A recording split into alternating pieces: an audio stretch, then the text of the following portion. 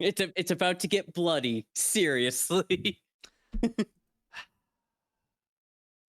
Hello and welcome to the only D&D podcast that matters. I'm your host, Garson, and here's Chitter. She's here too. For the record, the reactive site we use for everyone else's images is down. We don't have the power to fix it, so for this episode, we have these cutouts to represent my two co-hosts for the time being. I'm probably going to get thrown against a wall because I'm going to be defending stuff that Garson hates. So anyway, I am happy to say we are back after a small break again. Hopefully this will be the last time we are going on break, but the reason we were is, I was just coming back from vacation, and we had some technical difficulties last week with the new router, which I'm happy to say, as of this episode, our internet problems are solved, and we don't have to worry about that, so we will be streaming back on YouTube again, or we probably have been already if you're watching this on Thursday, but we will be back to that on our normal schedule starting this week, so I'm happy about that. And we'll also be noticing we may be swapping up the games we are going to be uploading to YouTube because my new hyperfixation is Claire Obscura Expedition 33. We're still going to be doing Date Everything, and we're probably going to be doing Nikkei, so Cyberpunk is going to go on the back burner for now, but we finished the first act, so that's probably a good point to put on the back burner because I just want to beat Claire Obscura. Once we beat Claire Obscura, we'll go right back to doing Cyberpunk, but Claire Obscura is going to be taking the #1 spot because it's my show and I say so. And we had a really philosophical debate last Friday on it, so I really want to continue that.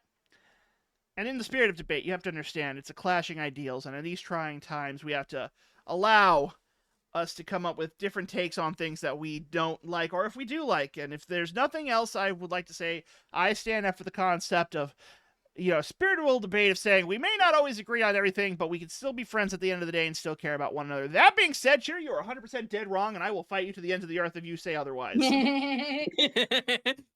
Now, Garson, you're just a salty baby bitch who's been affected by power creep too much. Fighting words. You see, I got my dukes up. We're gonna be fighting. Come on. I don't have a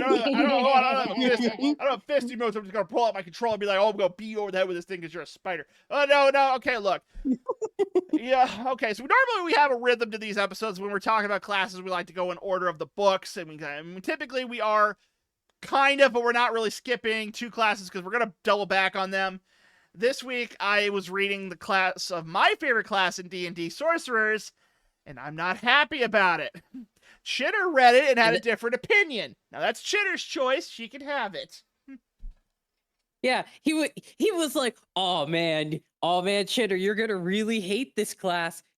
I don't like it whatsoever, and I'm someone who loves Sorcerers, and I started reading it, and initially I was like, well, I mean, I guess, and then I read the spells, and I was like, ooh. And then I kept reading and I was like, ooh. Hold on. And then I got to the end and I was like, ooh.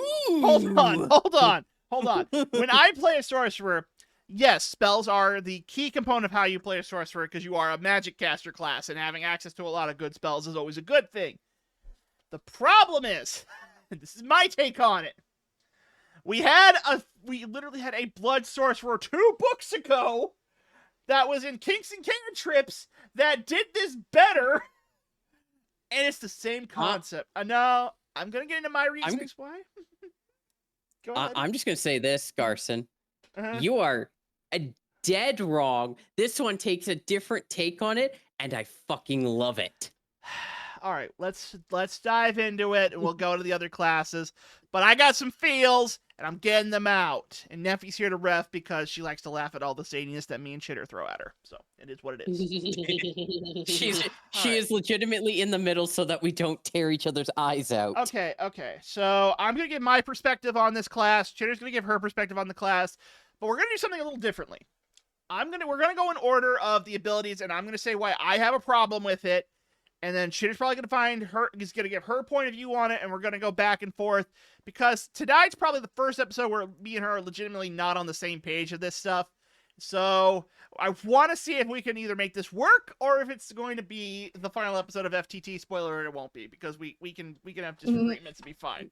So what has me so up in a fight? Well, here it is. This is the Crimson Sorcery Sorcerer, otherwise known as the Hemomancer. It's another blood sorcerer, and we did have one earlier on the show. Surprisingly, and this is something I think is I've been finding this amazingly weird. But for the last 2 weeks, we've had more people watching our series on kinks and cantrips than any other video we've done so far, and we still get people commenting on it, talking about it, and giving their perspective on it, which is fantastic. I'm happy about that. That was what I wanted the show to be about. I didn't want it to be Yeah. the end all be all. I just wanted to give my perspective on things and have a discussion about it, and we've had that. So basically, why do I not like this version of the sorcerer? Well, I'm going to tell you why. The reason I don't like this sorcerer is because this sorcerer is not a sorcerer.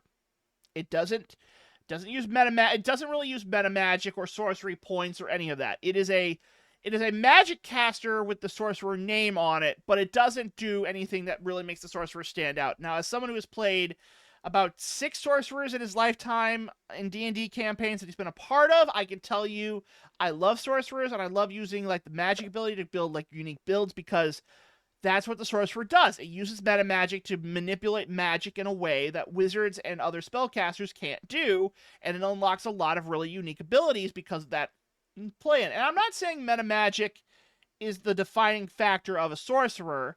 I'm saying that good sorcerer classes know how to use that, even if they don't use the points for meta magic per se.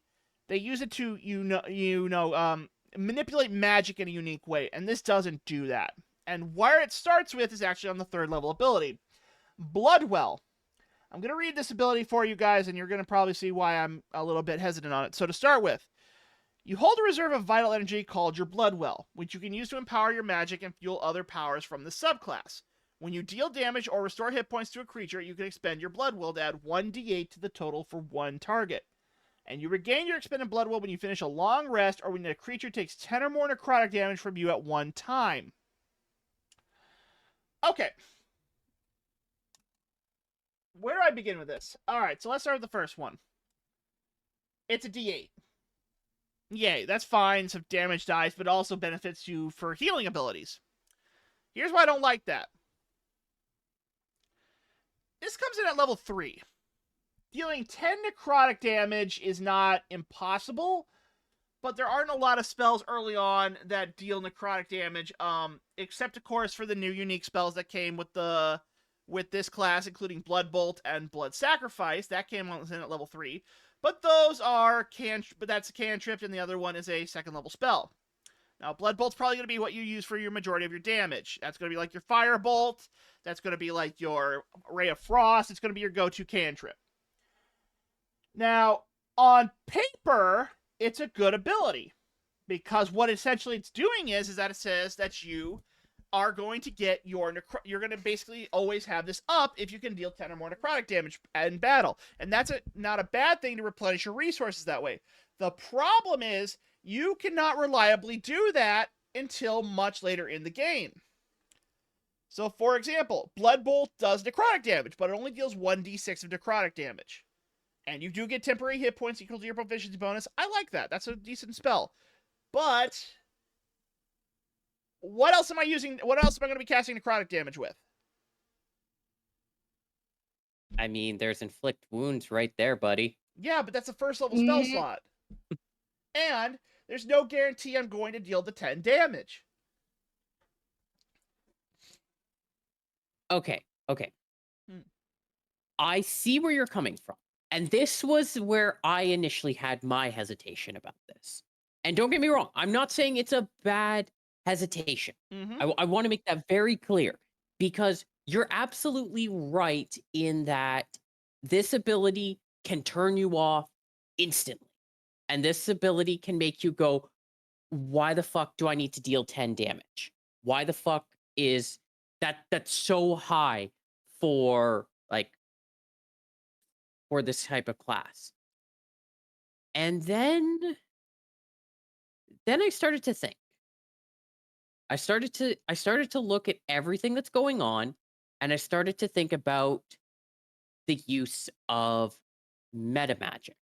And this is actually where it becomes kind of interesting because it's not explicit. This is the kind of implicit stuff I love. You have to use meta magic to get to the point where you're going to be doing this stuff on a consistent basis. You have to. You have to use meta magic. Because the thing is that yes, absolutely. You're going to be going, I'm going to cast blood sacrifice, take damage on myself, and then I'm going to be using blood bolt. And it's like, okay, there is no guarantee that you are going to do that with a 2d6 get to 10. But then you pull out the meta magic. Let's say, for example, you want to do an empowered spell, or you want to do a twin spell, or something along those lines. And then you start to go, well, okay, I have to do it for that. Now, maybe I'm in a dangerous situation and I can't let people know that I'm going to town on this and I'm going to inflict some damage. Well, then with the blood sacrifice getting going, I can't have that being seen right away. So I use the subtle meta magic. It's very implicit on how it uses the meta magic way, but you have to use meta magic with this class. It wouldn't work with anything else. Okay, here's the problem I had with that. As a sorcerer, you are defined by your meta magic choices, but you only get a certain number of them up until, like, okay, if you play Baldur's Gate 3, you only get a certain amount of meta magic choices, period, but you only can get about maybe 6 of them throughout a playthrough as a sorcerer if you max level the sorcerer class. 6 meta magics can mean, are you taking twinned? Are you taking expanded? Are you taking safety? Are you taking subtle? I don't think subtle's in Baldur's Gate 3, but for argument's sake, let's say that that's one of the choices. The problem is, a sorcerer is a magic class you have to plan out before you start building it. Because, to give you an example, are you an elemental sorcerer? If you are you going to be taking elemental adept to deal more damage with your chosen damage type? Because you can't do that with necrotic. You can do that with frost, poison, lightning, stuff like that, but you can't do it with necrotic. The problem is, I will say this. Mm-hmm. You're not exactly 100% right with the you need to plan it out entirely right away. That's not exactly correct. Well, Because oh no, hold on. Here's my argument for that, okay? And this is why I think this is important to keep in perspective while we do this. I think you do need to plan out a sorcerer more than any other magic class, because unlike a wizard where you just gain access to all the magic as you put it in your spell book, sorcerers have a finite number of stuff that they can learn. And when you're building a class, in order to build the best sorcerer, you have to be able to pick the right amount of spells from your spell list, and you have to make sure you have the corresponding meta magic that makes it the best option. For example, one of the best sorcerers I ever built, and I got this idea from a YouTube short, was the Elemental Adept Striker class, which is basically this sorcerer relies on using fire magic, and it starts off by let's say they got the highest initiative. They used a quicken spell. They used quicken meta magic. Now they're casting Ray of Frost Scorching Ray up to level 4. That's 4 fireballs. Two of them can hit 2 of the targets. 2 of them hit another. One of them get crits. You already dealt a massive amount of damage. And then you use twinned firebolt because you use quicken magic. You can use firebolt still as your cantrip, and now you twinned it, and now you're taking off the 2 last ones. You combine that with elemental adhap, which basically means that they have no resistance to your chosen damage type, and you are basically a nuker by level 4.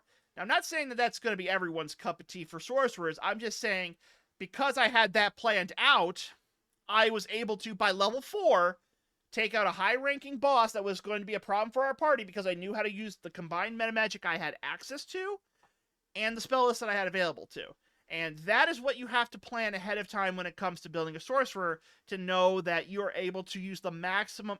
I know it sounds like I'm min-maxing my sorcerers, but what I'm saying is that because meta magic plays such a high part into how you have your builds and your spell list, what meta magic are you going to take at what level, and are you going to nerf yourself until a certain level past it because you didn't take the right meta magic and you have to respec it. So I think you do have to plan ahead in that regard. Okay. I've played some sorcerers in my time, and I'm just going to say this: we play them entirely different, That's fine. and We probably do. And that's not a bad thing. I just want to make that very clear. The way that you play your sorcerers, I'm going to say this flat out. This class will not work for you. I'm going to say that flat out. The way that you play your sorcerers will not work with this subclass. And perhaps not that they and I'm not saying that they won't work that it won't work in general, because you're someone who has praised sorcerers. You're someone who has you're known for that. Neffy can confirm that you praise sorcerers probably longer than I've known you. Yeah. So I have. I think my catchphrase on this show has been all praise to meta magic, which should say what I'm. All praise to the meta magic. Meta magic is our Lord and Savior, and it allows us to cast multiple spells for free. But yes, no, I don't dispute that.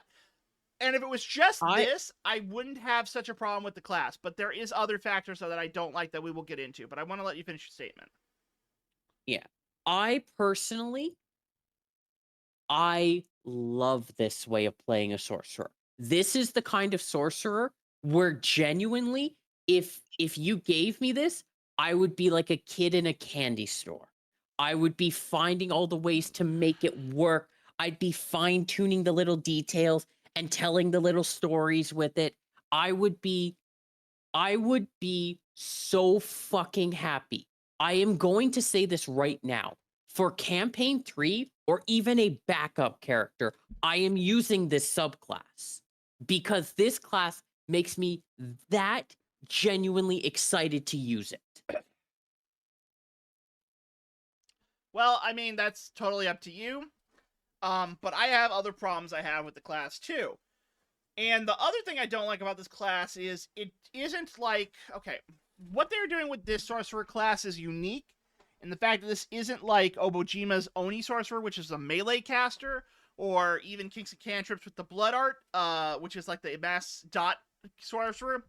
This is a sub DPS.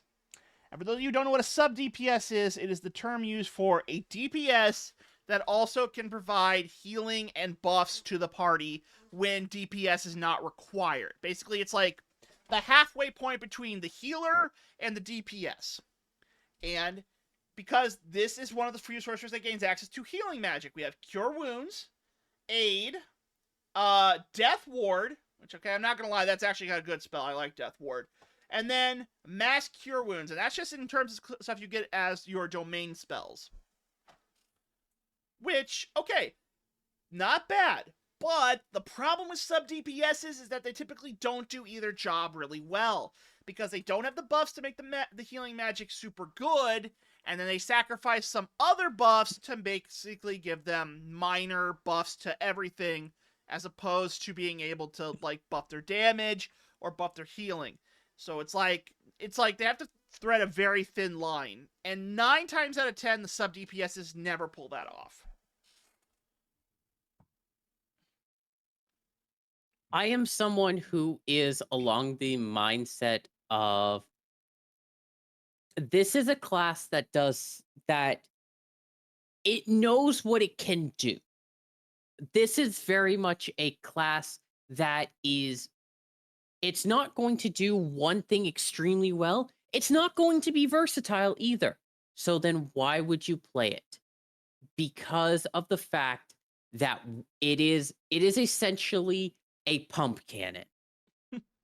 Yes, it takes it takes a little bit to get going, but when it gets going, it is going to go far.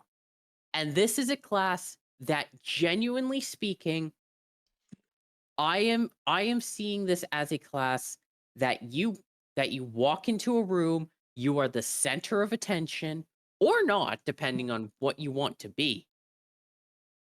And we'll get to that with like level 6 and whatnot. Mhm. But you aren't someone who can do everything on their own, and they know what they need for backup. And will there be times where you are absolutely stonewalled? Absolutely. But that's the thing is you're never doing you're almost never doing D&D solo. This is a class that can pull on help and do what needs to be done to either get away or absolutely stand there and fight. And I love that for this class. So let's keep going on then. For the record, the other abilities in this spell list are everything here that's unique to Crooked Moon is just giving you access to more necrotic damage, which you kind of need to fuel the blood well. So I am happy that at the very least I took the spell list and looked at it and go, we got to make sure you have access to necrotic spells in one way or another. So whatever. Happy about that, I guess. Not really though, but it's something. Oh boy. Okay, here we go. Alright, so this is what I'm talking about with why the sub DPSs never get any love. Let's go with Pool of Blood. As a bonus action, you can expend your blood well to magically dissolve into a pool of blood, along with everything you are wearing or carrying for 1 hour. Your transformation ends early if you drop to 0 HP, or if you choose to end it, no action required. When you are a pool of blood, you use your game statistics with the following changes. Your speed becomes 10 feet. You can climb and swim speed equal to your speed. You can climb difficult surfaces, including along ceilings, without needing to make an ability check. You have resistance to bludgeoning, piercing, and slashing damage. You have immunity to the prone condition. You have advantage on strength, dex, and constitution saving throws. You can pass through small holes, narrow openings, and you can even mere cracks. You can enter and occupy the space of another character. You can't drop or use otherwise interact with anything you are carrying or holding. You can't talk, manipulate objects, attack, or create or cast spells. Okay, Chitter, you want to go first? Yes, this makes me so excited. This genuinely, oh my goodness, I have been wanting this for years. Genuinely, I'm not saying that to even be difficult. I genuinely have wanted this for years because the thing is, okay, here's the thing. One of my favorite things to do for scouting out an area or whatnot is using a familiar. Now you might be going, well, wait a second, you aren't. This has nothing to do with a familiar, and you're absolutely right. It has nothing to do with a familiar because oftentimes when you're playing a sorcerer, unless you are actively trying to get that spell, you are fucked. You cannot do that. And the thing is that there is another spell that can do some of what you want to do. And I can't quite remember the name of it. It's the one where you disperse into a mist. What's the name of that Gaseous spell? form? Gaseous form. Thank you. My brain decided not to do anything with Oh, that. don't worry. I had that on standby for what I want to say, but keep going.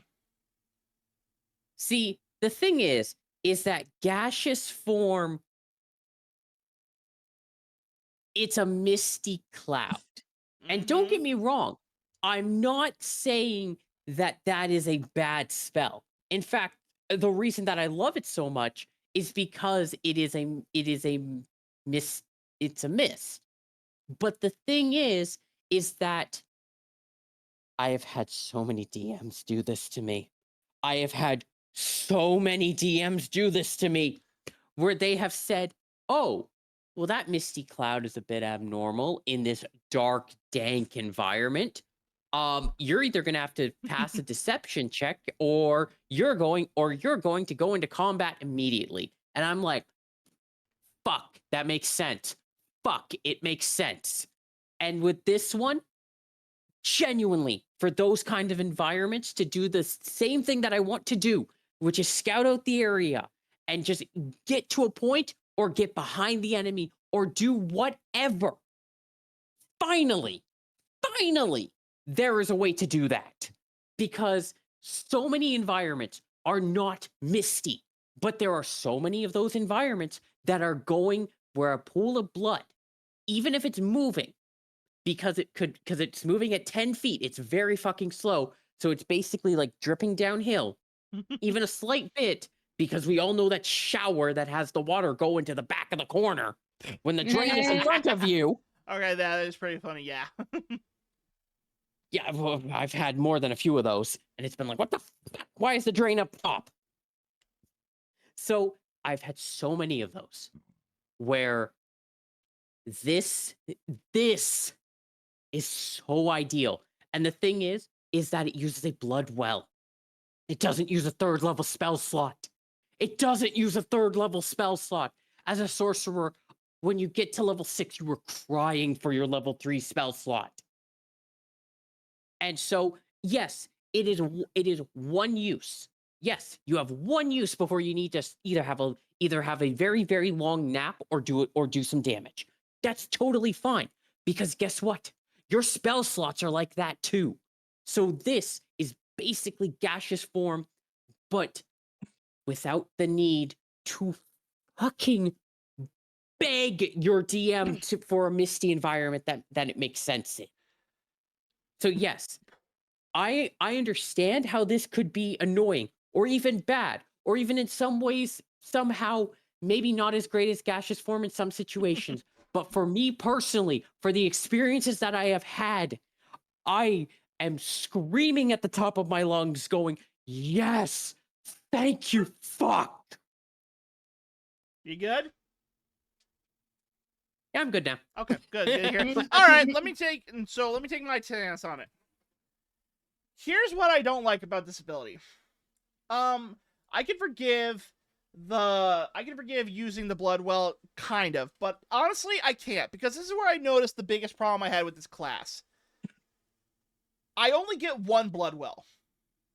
I don't get more charges of blood well. I can't bank more blood well. I can't do anything else but have the one blood well. And the blood well only gets replenished on long rest or if I deal 10 necrotic damage. Meaning that in the environment that this would be beneficial in, the dungeons with undead, demons, and freaking spirits, necrotic damage is fucking useless. So I can go in there, I can do everything you just said, but if I don't find a way to deal 10 damage worth of necrotic pain in an hour, unless I can hit myself with it, which why would I do that, then I'm going to be jumped by everyone and die. And then all the bonuses and benefits that this thing gives. The resistance to the damage types, the immunity to prone, advantage on strength, dex, and constitution saving throws. Okay, that's fine, but if I'm meant to be stealthy, what the fuck do I do with this? I can't do much with this, except what you just described. I can go into small holes, I can be gaseous, I can go through small cracks. But if I don't plan my route again to get out, then I'm going to get caught. And then if I get caught, I'm a sorcerer. I'm going to die. Even if I have access to healing magic, which means I would burn those spell slots, I'm going to die. And as the pool of blood, I can't talk, I can't manipulate objects, I can't cast attacks or spells. So meaning, do I get put into a position where I get stuck behind a trap door and I can't get out, I can't do anything. I'm stuck. And at least with gaseous form, while, yes, I think the DMs pulling what they pull is, up to them, obviously, and it's up to the DM to put them in a situation where that could be useful. As gaseous form, I turn into a cloud. I can float away. I am on the breeze. I can travel down a hallway. And if I do happen to have to dispel it early, third level spell slot or not, I have a way to recast it again. But for the love of God, why do I not gain more access to blood wells? Why do I only get one charge of that ability when every other ability on this list revolves around it and I can't basically make it work when I don't gain access to more freaking blood wells? The only way to replenish it is through the damage. But if I don't have anything to attack, I have to sleep for 8 goddamn hours to put the blood back in the blood well. And this all could have been solved. It's just at level 6 and 9, I gain one more goddamn blood well charge. Why is that something I can't put in this class? Anyway, that's my take on it. Damn.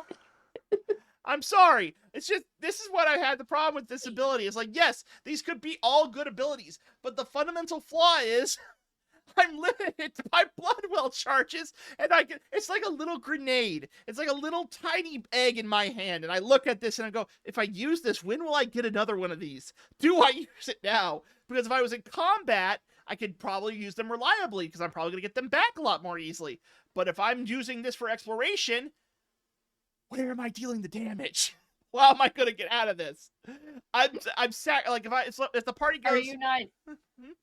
Wait, so are you not able to, like, does it not, like, level? No, it doesn't. It doesn't level with you. I read this ability. Oh, that's fucked. Yeah, Bloodwell stays at 1 charge, and there is a way to technically get more Bloodwell points back, but you get that at level 14, and you have to burn hit point dice to do it, which is fucking stupid. Huh.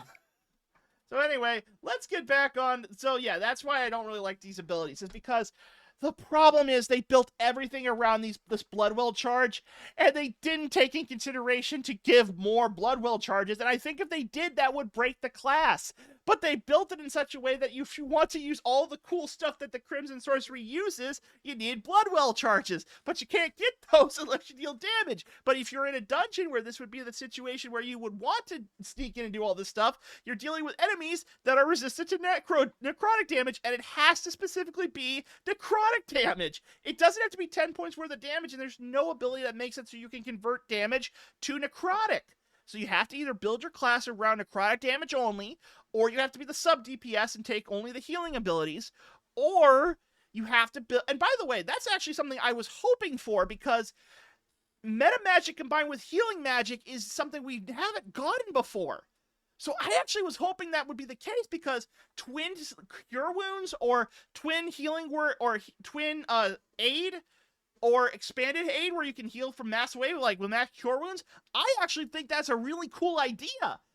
But they don't do anything with it. And then let's go on to the other level 6 ability. Scarlet Figure. You gain resistance to necrotic damage. Shocker, it's your defensive bonus.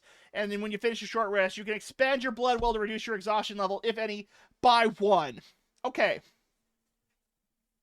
Again, if I'm on a short rest, and if I have the blood well, I can expend it to reduce exhaustion. And yes, exhaustion curing is something that's very powerful. I don't dispute that. But again, it's like I'm holding this precious little blood well charge, and I'm looking at this, and I'm like, will this be the time I need to use you? Should I use you? Because if I don't have anything I can deal damage to, I'm not seeing you again. But wait a minute, what if I need to use this? But I am exhausted.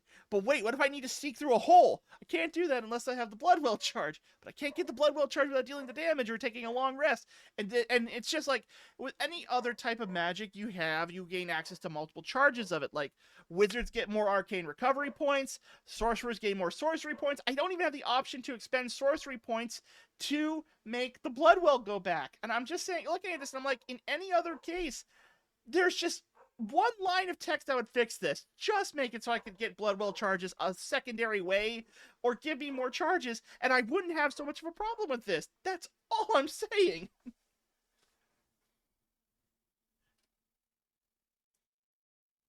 Okay. Go I ahead, am Cheddar. going to say I need this. a drink. I'm going to say this. Yeah. And this is something that I think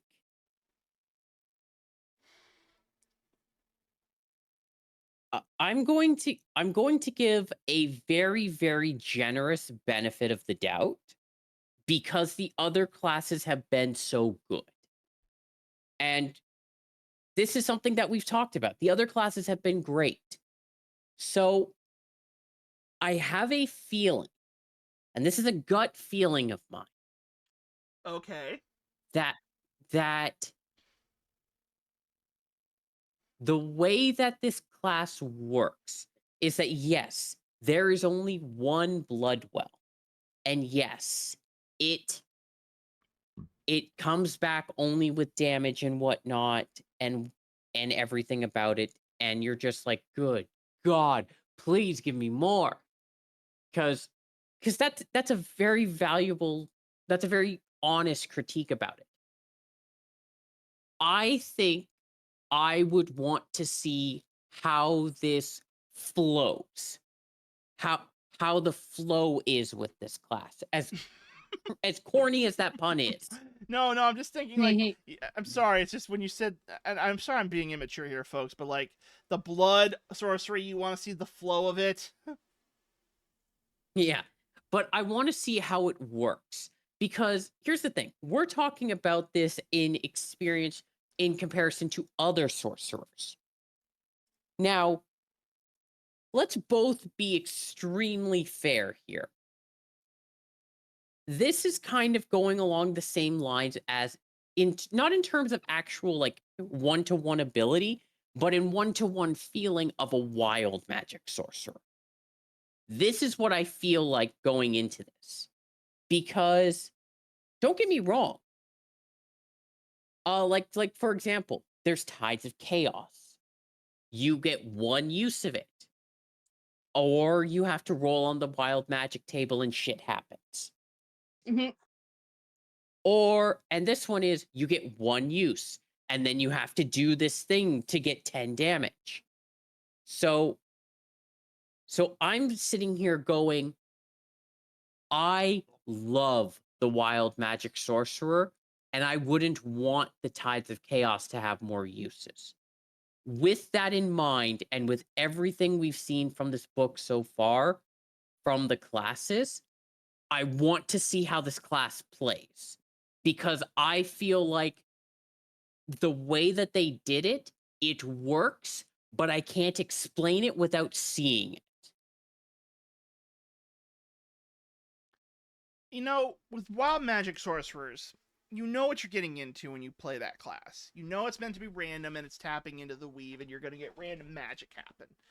And to an extent, I think if you look at the fact that that's what it does, Tides of Chaos having one charge is perfectly fine because there are other ways to trigger your wild magic abilities.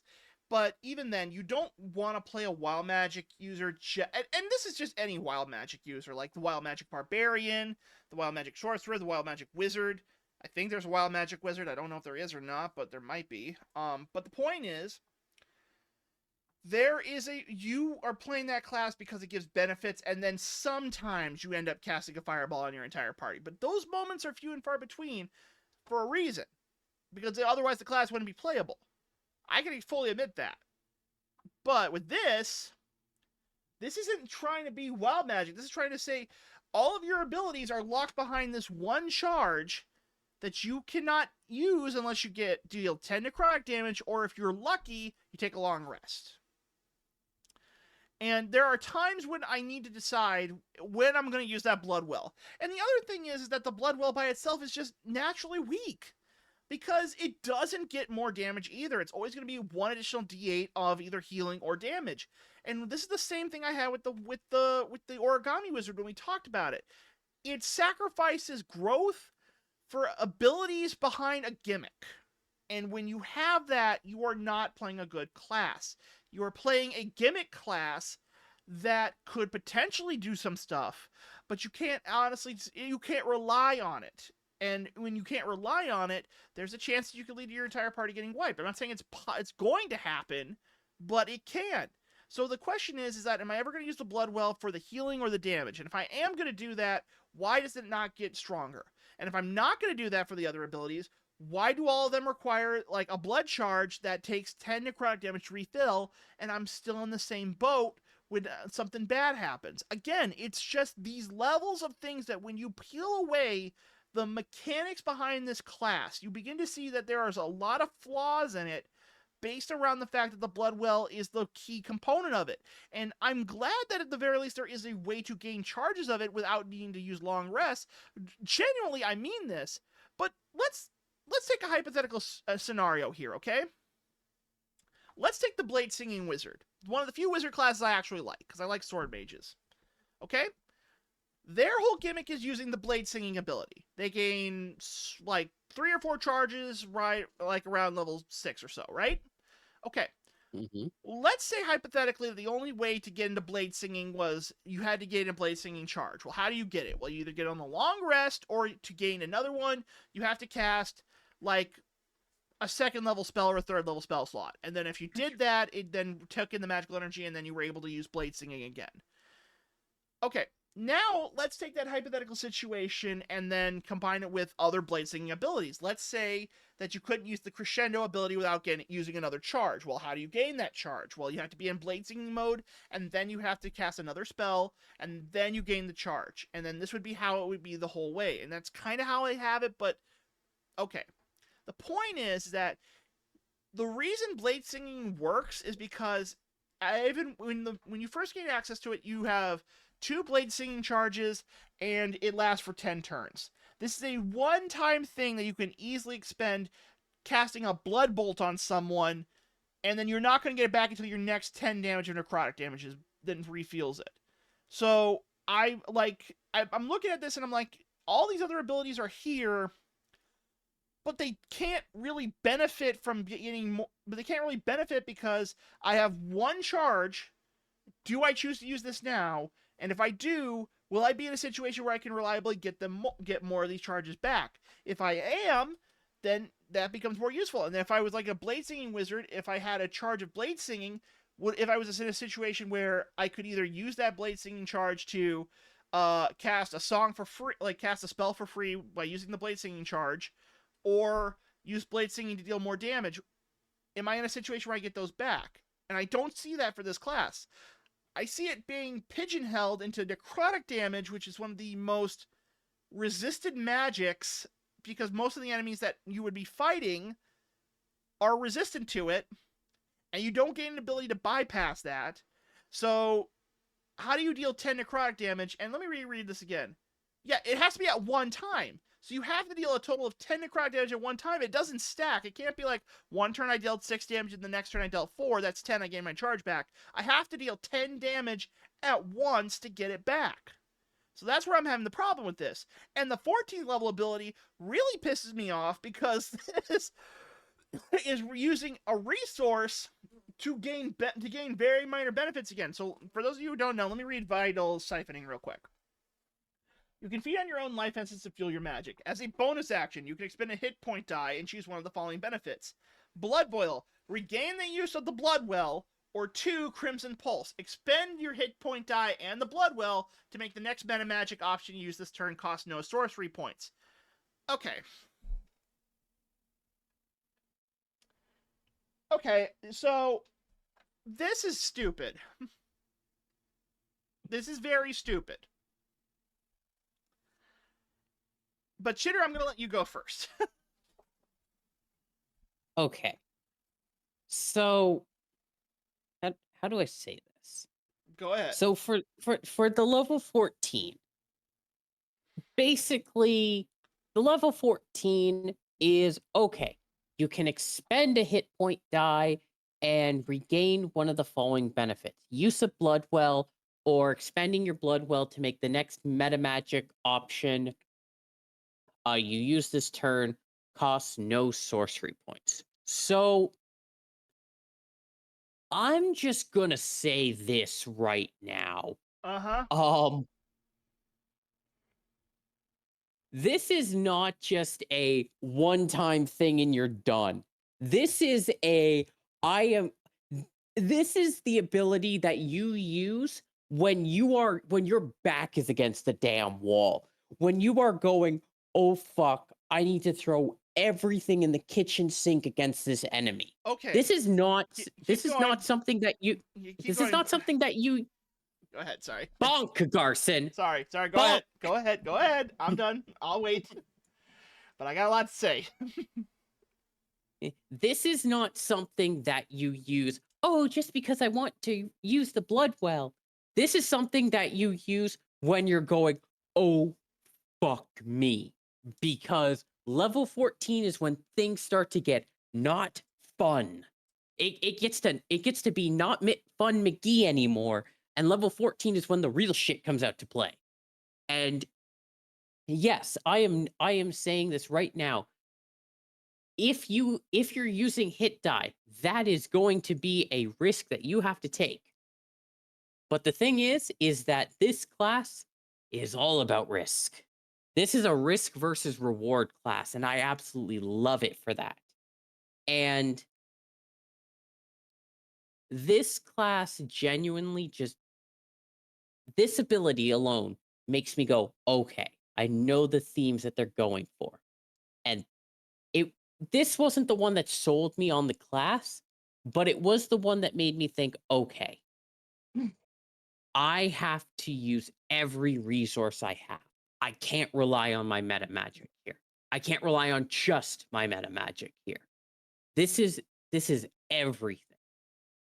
And to be honest, I've wanted a sorcerer that does this because Garson, this is what I'm talking about when I say that we played sorcerers two different ways. I play sorcerers with the meta magic being a thing on the side that I can use, a resource, a tool. You play it as the meta magic and whatnot is the main important thing, which is fair. I'm not saying that that's a bad way to play it. But this is me going, I have more resources. I can pool everything together. Everything I have is available for me should I need it. And I have my sorcery points. I have my meta magic. I have my hit die. I have my spells. I have every piece of me coming together to be a gigantic big fuck you to the enemy.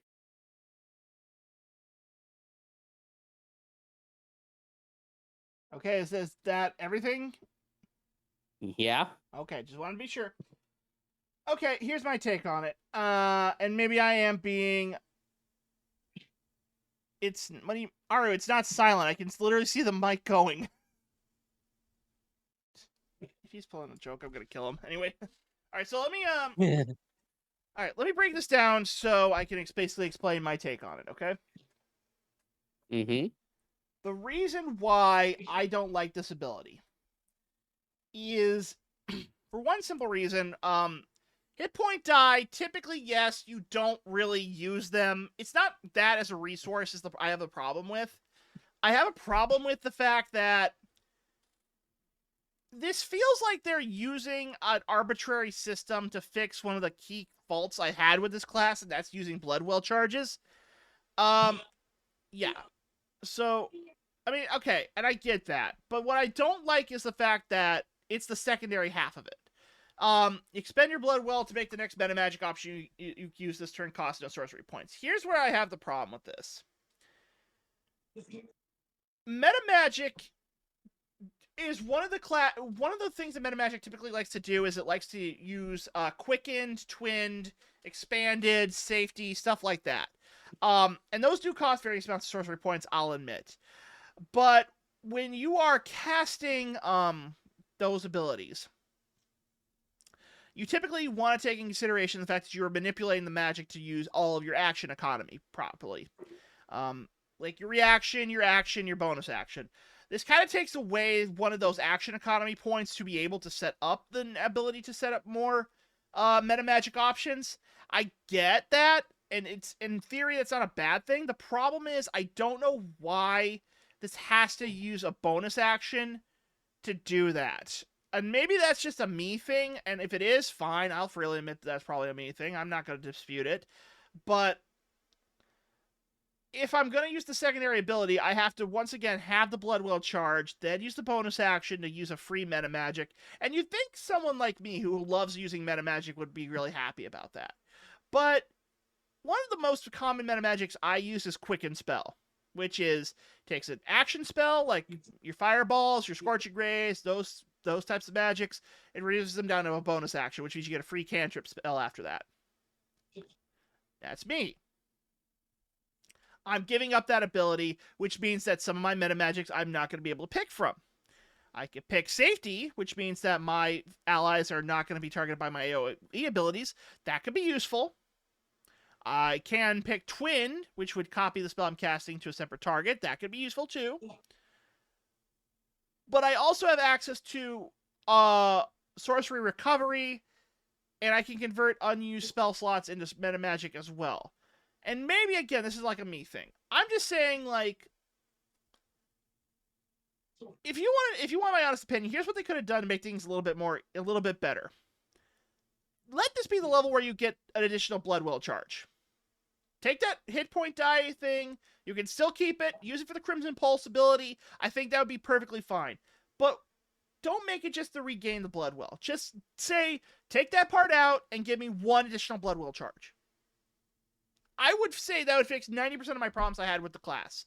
Is that at level 14, it was like, yes, you still gain that ability to use All or Nothing. You still have to use your Blood Well. You only get 2 now. 14's pretty high level. But on top of that, why can't the Blood Well also deal additional damage at that level?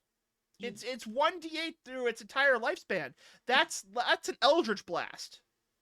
It doesn't get any of the augmentations of Eldritch Blast. It's just 1d8 of additional damage. And by level 14, 1d8 is not going to be a game changer.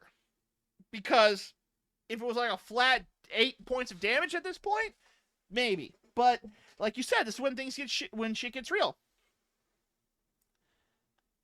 And that's my problem I have with it. It's like they are trying to cap the Blood Well so much that they're limiting themselves design wise in ways that can make this class a lot better with just a few minor tweaks. That's all I'm saying.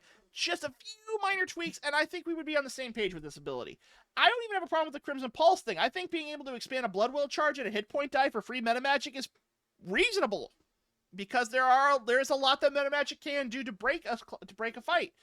But not like this. That's my only take on it. It's like, it just feels like this should have been the point where we got the buffs.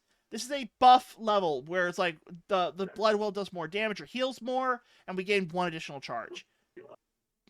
I don't know. It just feels like it just feels like this is a letdown.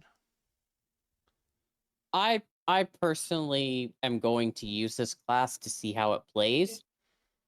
Because, yeah, there are things that could potentially be changed, but also at the same time, this is a class that I recognize that they're going for something that I'm not sure of.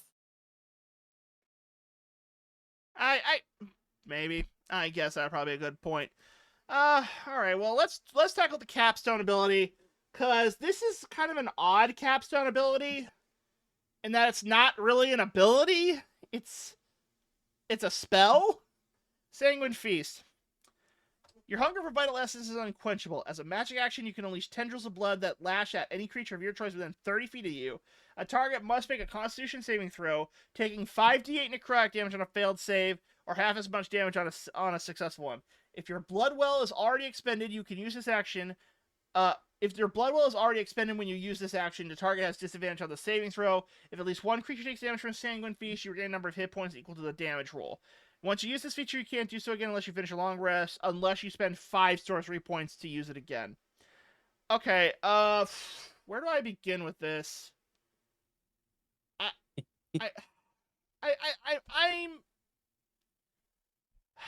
don't know how to feel about this. Not that I think it's a bad ability, but it's not an ability. This is just a spell. This is a spell in the form of an ability. Like, I mean, it's like a 9th level spell, but doesn't deal as much damage, but, you know, you can force them to have disadvantage, and it's easier to, like, drain your Blood Well, but you can't have your Blood Well on this one, because you don't want your Blood Well on this one, because this would guarantee that you would at least give multiple enemies disadvantage. It doesn't have a set number of targets, which means you can take out a room. It's 5d8 necrotic damage, so at max, we're thinking of it being about 8, 16, 32, plus 8, it's about 42... Is it? No, it'd be like... I'm trying to do the math here. How many... What's 5d8 worth? Like 35? It's like 35? 40. 40 damage. 40 damage is okay, I guess, for a high-level spell. And if they take half of that, that's 20, so you get your Blood Well back. But you can't use it again unless you either do a long rest or spend 5 sorcery points. But then this class doesn't really want to use meta magic that much. I don't know. It's I guess. This really comes down to what I was saying before. This needs to be played so that we can see it. Yeah. I think that's probably fair. At least for this ability, I can say that's fair. Because this class, the cycle that it's going to have, we need to see how it works. Because we can talk about, like, oh, the Blood Well, there isn't enough of it, or oh, 14 should do this, or something along those lines. the thing that matters the most is that we don't see it in action. And there are a lot of classes in D&D where if you just look at the abilities, you will go, "Wow, that is lame. I'm looking at you, champion and fighter." I'm looking at you, origami wizard. Okay, we can at But least the thi admit one thing. This is not Arcane Refresh. That capstone ability sucks. Yeah. But Mm. the thing is that with stuff like the fighter champion, the meme always was you is that the abilities are simple and that they wouldn't be at any good, and yet so many people use it and love it. So the thing is that because that works with the class in the moment. I feel like this class is very much the same, where yes, you are going to look at this and be underwhelmed until you get into it, until you are using it and you're going like, oh shit, here we go, here we go, here we go. And it's just a rolling flow. And yes, the blood puns are mighty with me today, but it I genuinely believe that a crimson sorcerer is something that I need to see in action to truly appreciate or hate either way. Well, my final take is this. This feels like a letdown to me. Maybe it's because of the way I play sorcerers. I can admit that, but it's a letdown. It's a letdown because it's a class that wants to have its own identity, but it does nothing to support the identity. That's my honest opinion. And I don't mean the fact that and for those of you who are wondering, yes, I do know it uses the blood well, and yes, I do know that it does all the stuff that it sets out to do, but at the same time, it just doesn't, you know, it doesn't do enough with the gimmick. It doesn't make the Bloodwell more powerful. It doesn't give the Bloodwell more charges. It doesn't even feel like because to me, it's like if this was a class that used the Bloodwell instead of sorcery points for meta magic, I would legitimately be wondering about that because now you're taking away like you don't gain sorcery points, you gain Bloodwell charges, and they come back as you deal damage, and you can use them for meta magic or you can use them for the other abilities. I maybe that's just me, but as it stands with one charge, it's staying at a D8. It's only regaining ability to expend hit point die or to deal 10 necrotic damage, which, I mean, okay, in later levels, dealing 10 necrotic damage isn't as bad, but if people have the resistance, it's still, like, yeah. But, like, early level, you're going to have a hard time keeping that Bloodwell up. You really are.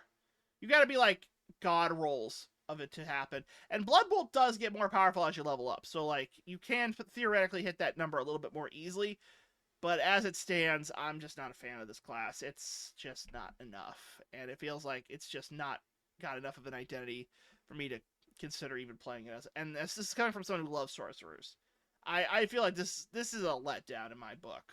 But hey, if you enjoy And it, you enjoy it. That's all I'm going to say. yeah, I'm going to say this right now. I think that this would be a fun class to play in one of your campaigns and watch and see how it develops. Because the thing is that you yourself are expressing disappointment, not disdain like the origami wizard, but just disappointment.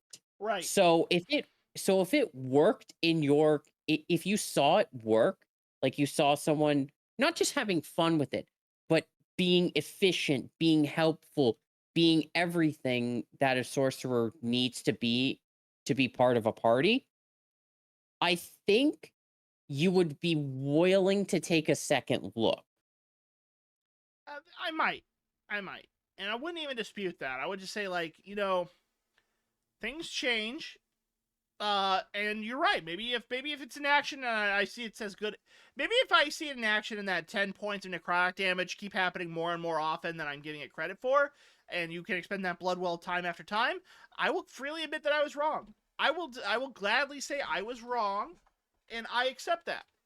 But until that happens, I have to stick by what I said, and what I said is this is a disappointment of a class. That's my take on it. And that is all I have to say about the remaining part of the Crimson Sorcery. Like, there's a reason why I'm excited to play this class, and it's a class that I am freely willing to look at you after, like, a few sessions and go, "This ain't working. I was so wrong." But also at that same point, I'm willing to go after a few sessions going, "I am having so much fun. Are you seeing what I'm doing?" And either way we talk about that, either way that rolls, it's going to be honest. It's going to be us looking at each other going, "This is either hot garbage or I am having so much fun right now." Mm. And I don't think that this class could be any way appreciated with you if you aren't the DM seeing it in action against you. Because if you're a player playing with this class, Garson, Mhm. any appreciation that you would have legitimately, I think your brain would want to chalk up to you supporting it. You know, actually, there is one thing I do like about this class, and this is actually I want to just briefly say this, and it comes to the origins chart, and I think this is something like, you know how you've been gushing about how the origins chart has been like one of the best things about this book. Well, I actually really like this one um, for sorcerers because one of the backgrounds is that one of your parents was a vampire, and for those of you who aren't aware what sorcerers how they get their magic is they have like a bloodline ancestry that gives them access to their magic. Not all of them, but a majority of them that's how sorcerers get their magic. And we haven't had that for vampires, which is actually kind of weird because vampires, true vampires, they are quite powerful. Like we have draconic, we have element giants, like elementals, but not vampires. And I think it's kind of interesting that they have that. Now, obviously, it's up to the interpreter if that's what happens, but it also gives stuff like your family gets a generational curse, and then that's how you got your magic, or you died and a cunning entity offered you a second chance at life, and you awoke in crimson sorcery when you came back. So again, Isekai logic. exactly isekai logic. But I like that. Like and you know what? I would offer that as a legitimate way for your ancestor to get a background I for magic. It's Either that or vampires. you pissed off the Fae. That happens quite often, yes. But all right. But you know what? That's at least from the lore perspective, I like the origins chart for this one too. Speaking of, we're actually gonna go backwards a little bit, and we're gonna actually tackle a class I actually kind of like, if you can believe it. The Sinner, otherwise known as the Rogue Ooh. subclass. All right. Okay. So I love this. Just from the flavor wise, I absolutely love the Sinner. So for those of you who aren't aware what this is like a 1920s riverboat gambler that's tapped into the power of the rogue magic. It's like an arcane trickster, actually. I was kind of thinking this would be more like a warlock, but you gain access to like sneak attacks with you get access to something called Jinxcraft, which lets you like manipulate luck.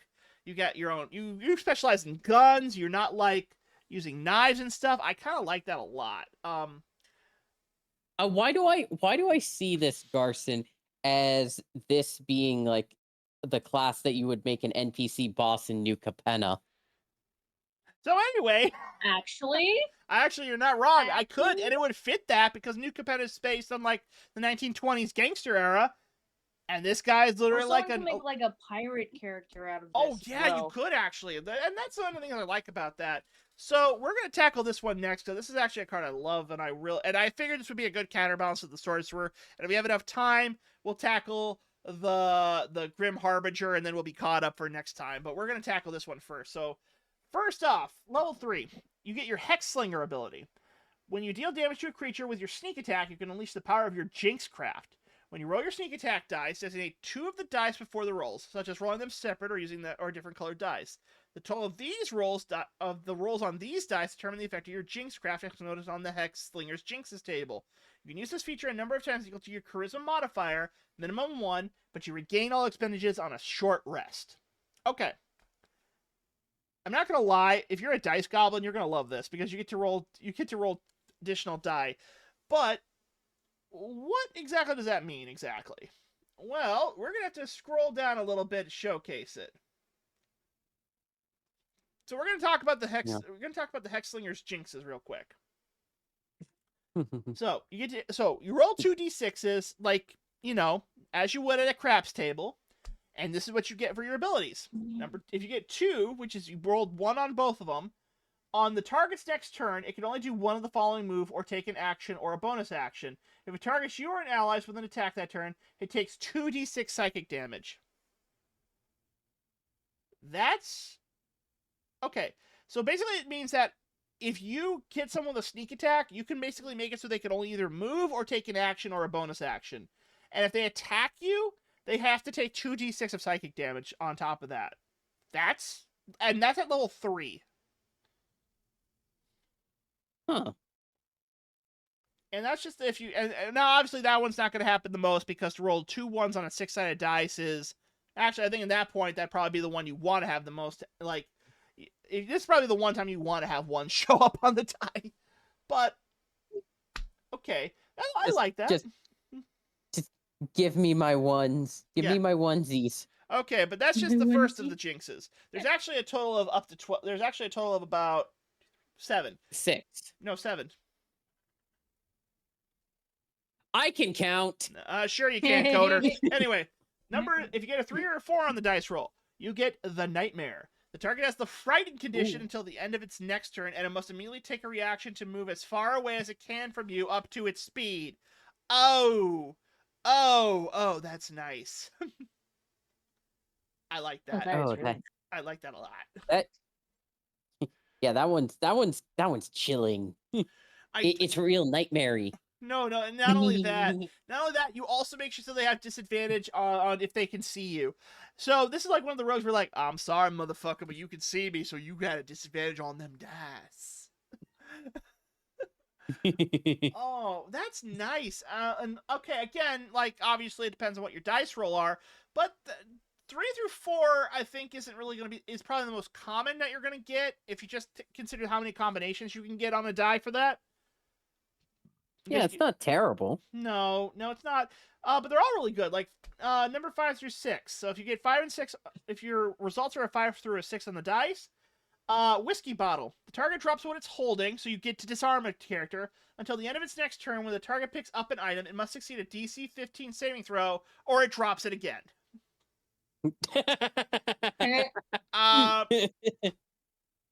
I'm loving this already. This is amazing. Okay. I love this. Now class. here's what I love. Just whoops. Yeah. Whoops. Oh, damn it. Whoops. Now obviously. God damn, freaks fingers out. Okay. Now it only does it once, but the fact is that if they have to use their action to pick it up and they fail the saving throw, they drop it again, which means next turn they have to use their action to pick it up again, and then you guarantee them 2 turns where they can't do anything. So that's pretty good for. And this is just on sneak attacks. Like, let me see. Also, Garson, there are many ways to roll a 5 or 6 on 2d6. Yeah. So you could just have it where you're just like, come on, pick it up, and you're just poking them with the knife. Okay. Pick it up. It's just death from Puss in Boots. Oh my god.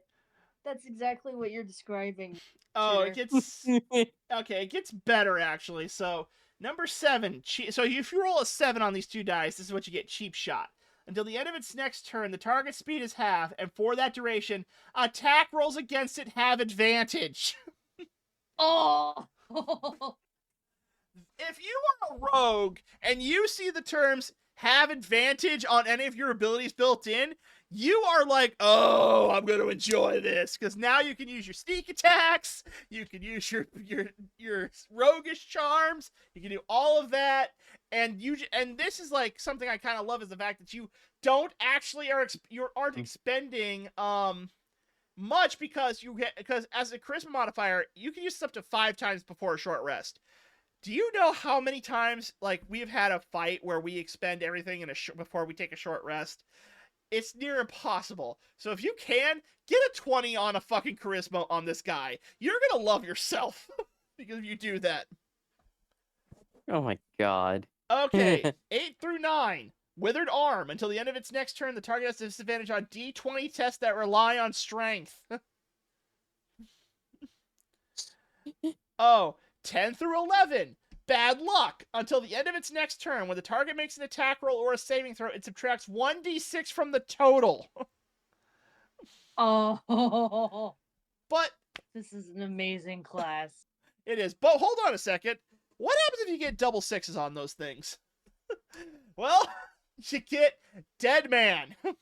If the next attack roll you make before the end of your next turn misses, it hits instead. If that first attack roll hits, the attack is automatically a critical hit. If you roll a 20 on the d20, roll the attack damage dice 3 times instead of twice.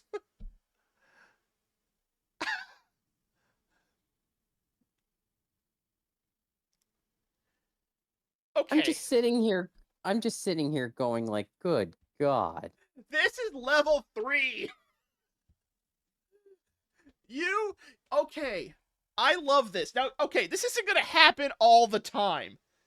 But let's think about this world for a second here. If in the world where you are a rogue, you most likely will have extra attacks. That's just who you are. If your attack, Right. if you get Dead Man on the first attack, and you have a secondary attack, at bare minimum, it's going to hit. If it does hit, you get an automatic crit. And if you roll a d20 on the d20 die for the crit, you're dealing 3 times the normal damage on an ability that Yeah.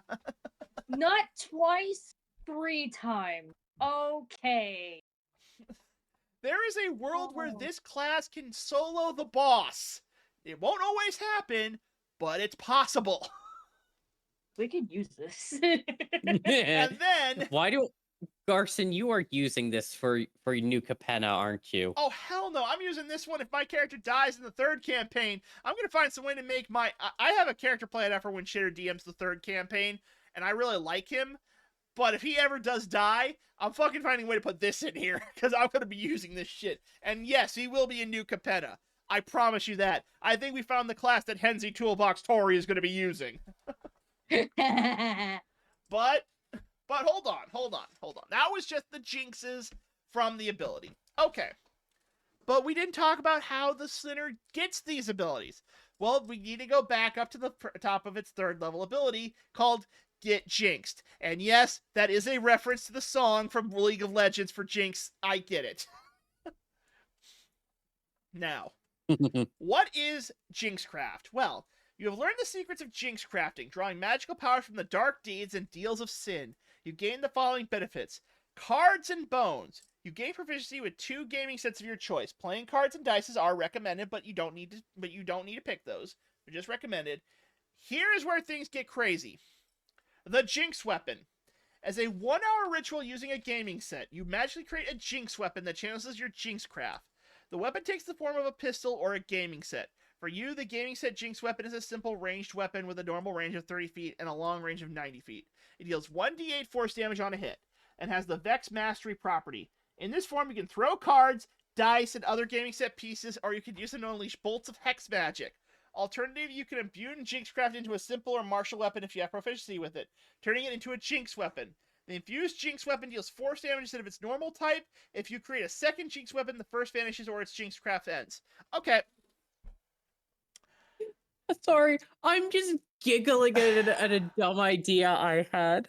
What's that? You make it out of a gaming set, so you just make it into an operation playing board and just go, Or well, I'm gonna Yu-Gi-Oh. take... You can actually, because it says playing cards, so in a world you couldn't like, oh ho ho, we play the ultimate game, a shadow game. Wait, is that a Yu-Gi-Oh deck? It is! Blue Eyes gets him and you throw the card at him. Because you can do that. You can throw the cards. You can turn into Gambit or use dice, but obviously you're probably going to want to use a gun. Obviously, they want you to use a pistol. You I'm activated my trap card. Gun. But I'm just laughing because all I can think about is him just going, I am going to take out your bone, and you just go, and when it hits the side of the body, it just launches a bolt at the enemy. Well, it is using force damage, so it could do that.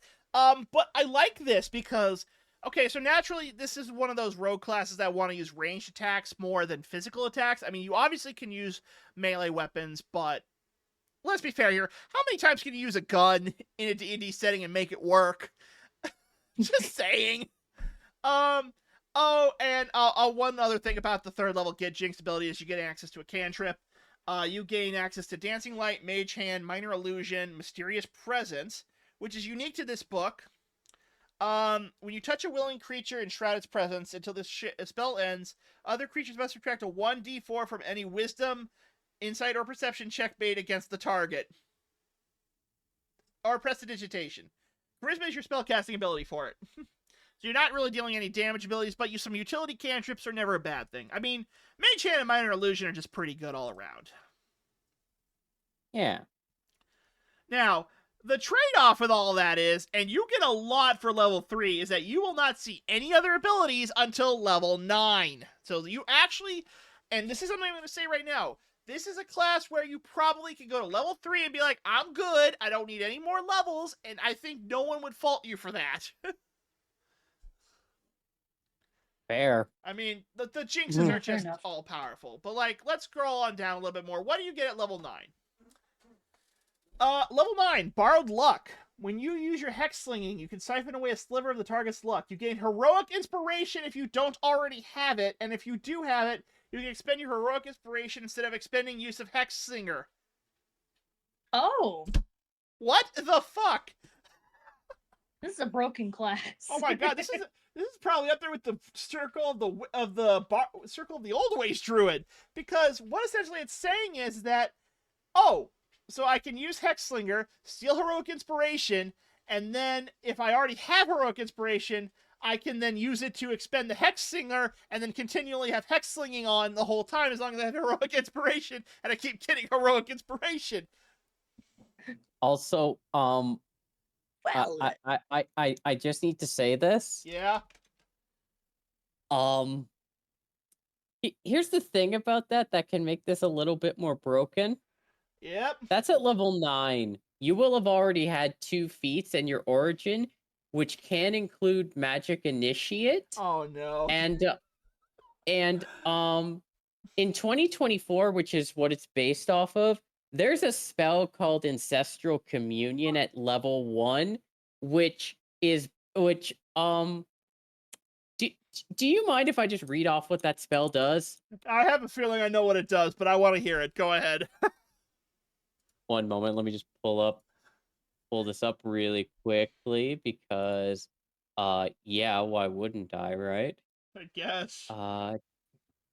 Ancestral Communion. You invoke the wisdom of your ancestors to gain insight to your trials, and this is a 1-action spell with no material components at level 1.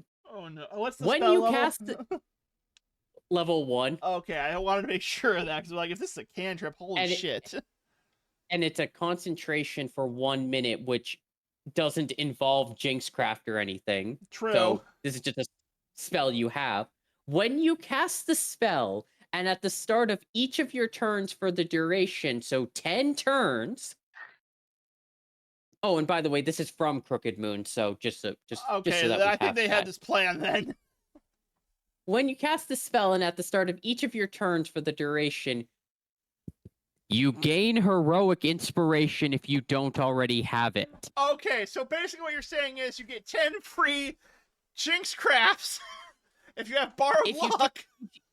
If you take the Magic Initiate feat, either at Origin or 2 or 1 or level 4 or level 8, which you would be dumb to not do. Okay, wow. And so basically, as long as I have concentration, every turn I get Heroic Inspiration.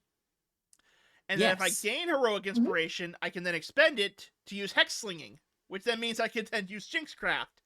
So basically, I get 10 free turns of hex slinging, and all of these abilities are really good on the Jinx chart. Oh wow. Oh wait, I just realized something. We can't actually use this in Roll20. Because we have to designate the 2 die before we roll it, which stinks because Garson, they gave an example beforehand. How's that? They said designate 2 of the dice before the roll, such as rolling them separately or using 2 different colored die. Okay, never mind. I'm back on board with this. Nah. I was a little sad at first, but I was like, oh, wait a minute, we can definitely do this. Carson didn't read again. Okay, Carson didn't read. I spent the majority of the time reading the sorcerer class because I was really excited for that, and then I read this one, and I was way more excited for this class than the sorcerer class. But Carson, yet, you just read that ability 5 minutes ago. exactly. But okay, never mind. Point is, I'm very happy with this ability. At level 9, having that ancestral, it's basically just like a must-have at this point because you want to have as many Jinxcraft abilities as you can use.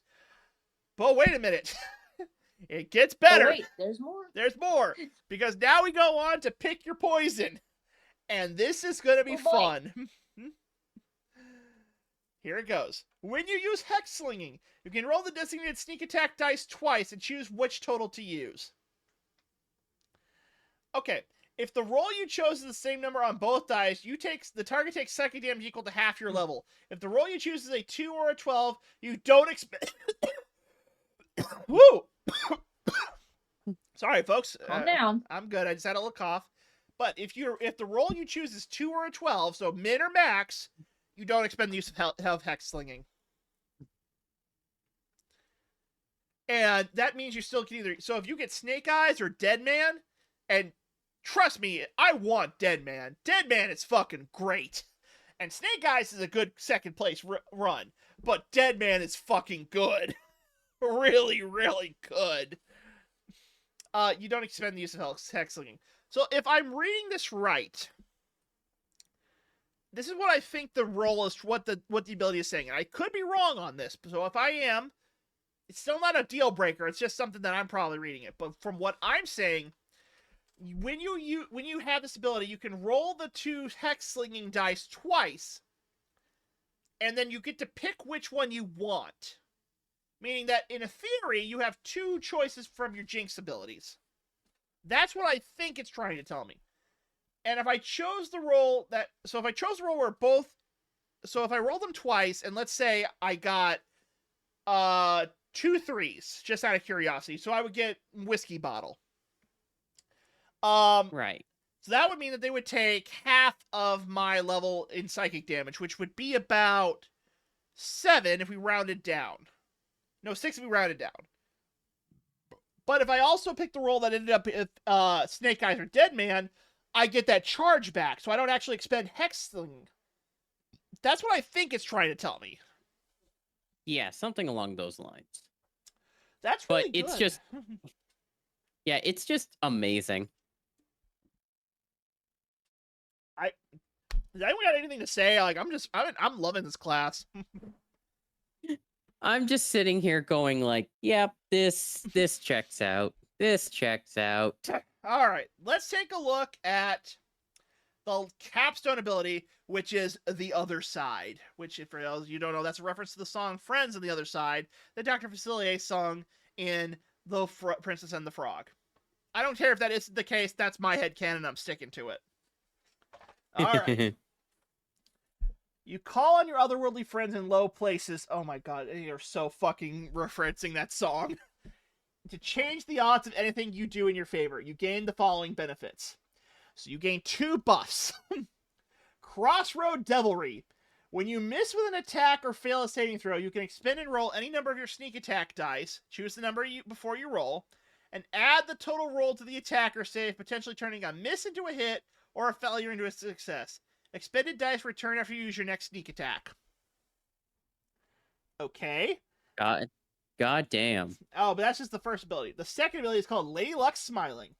When a creature hits you with an attack roll, you can expend and roll any number of your sneak attack dice, choose the number before you roll, and add the total roll to your AC against that attack, potentially causing the attack to mix.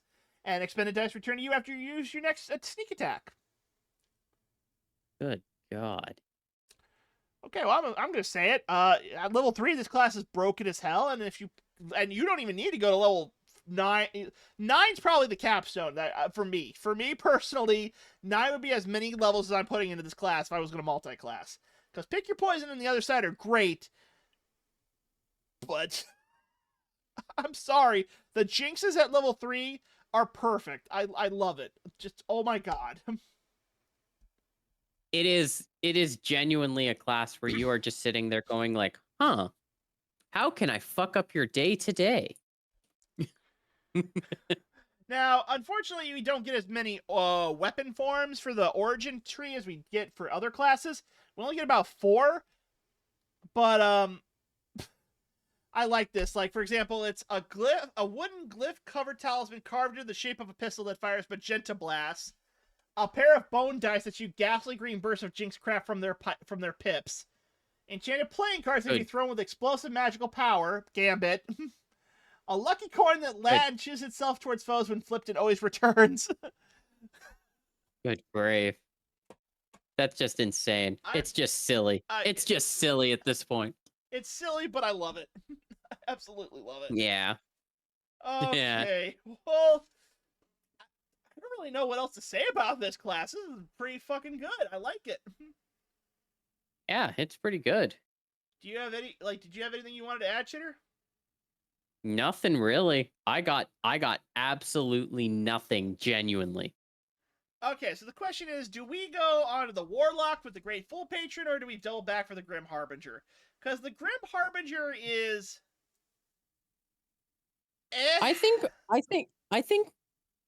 right now, genuinely, I think we would want to put it on pause and then get ready for D&D. All right, fair enough. In half an hour. Yeah, okay, that's fair. That's fair. All right, folks. Well, shit. I'm gonna be honest. The Sorcerer probably was.